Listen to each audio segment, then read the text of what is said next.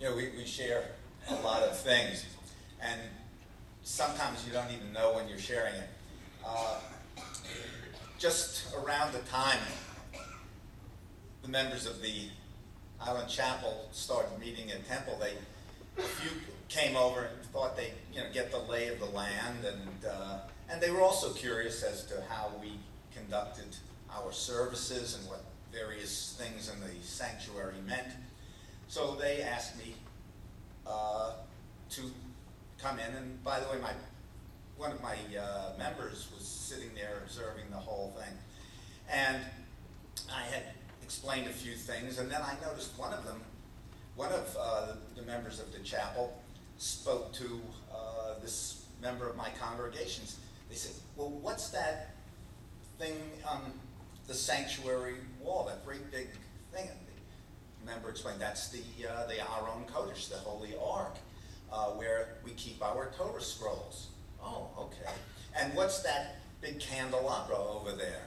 Well, that represents the candelabra, the 7-branch candelabra that was first constructed in the desert, and then there was one in the temple.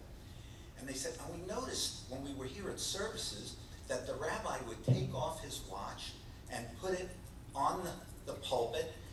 What does that mean? The member said, not a darn thing. Well, it's really a great pleasure to be here. I've got two.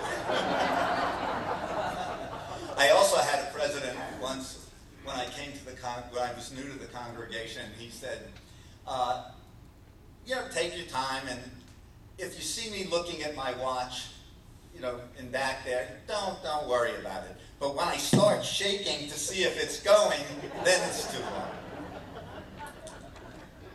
Well, it's really a pleasure to be able to share your worship here this morning. Whatever I forgot to pray for on Friday night or Saturday morning, I'm able to catch up on today. One of the verses in the book of Isaiah that I find most beautiful is this: Beiti yikarei beit tefillah l'chol ha'amim. My house shall be called a house of prayer for all peoples. Whenever I think of the Island Chapel, I think of that verse. For the openness of this congregation reflects the words and the vision of Isaiah. The spirit of inclusiveness is a dominant characteristic of this congregation. The warmth and the sharing spirit that has ever emanated from your clergy has taken deep root.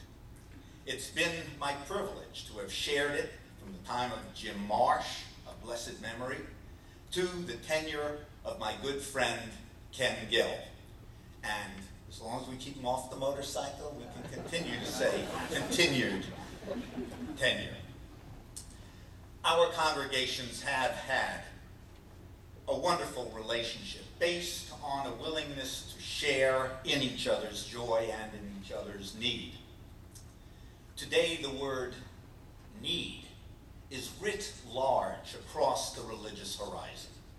It is writ large because the truly religious community mirrors the greater community wherein it exists. We know that a religion is more than the rites and the rituals practiced by its adherents. A religion is a way of life. It embodies our hopes and our dreams, our aspirations and our inspirations. Religion is that which binds people together. Unfortunately, it is that which can also tear them apart. We often speak of the Judaic Christian tradition. I, for one, think that phrase is sometimes awfully hackneyed, often useless. There are so many different Christian traditions and denominations that when one makes a statement that begins with the word, well, Christianity says, well, you can be certain that that there are many other Christian views which say exactly the opposite. And the very same thing may be said regarding Judaism.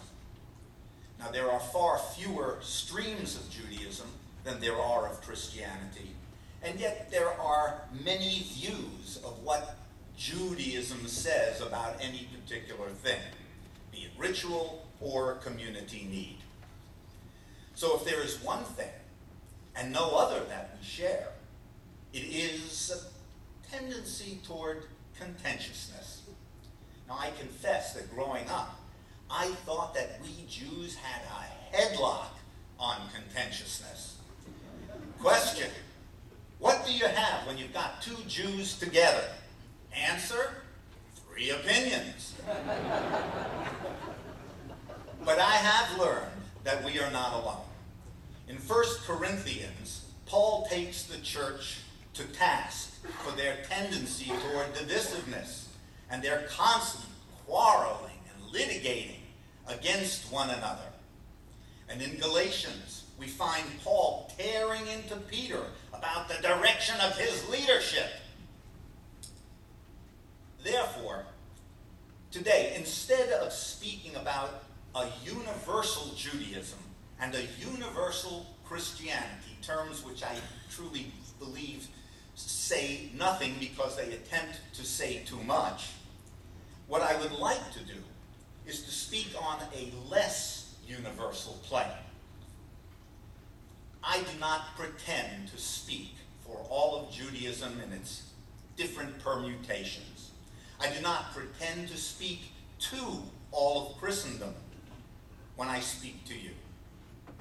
I'm a Reform rabbi ordained in the liberal wing of Judaism. While the roots of Reform Judaism are found in the same Torah that we share with Orthodox Judaism, the direction, that outbranch of that, what we call tree of life, Eitz Chaim, the Torah, that outbranch has grown in a different direction than have other branches. And by the same token, I'm well aware that the congregation I addressed this morning is not the same group, not the same congregation of Christians that I might be addressing elsewhere in our community. Yours is a liberal branch of the Christian tree, but still, it is the same tree that finds its roots implanted in the rock of its holy Bible.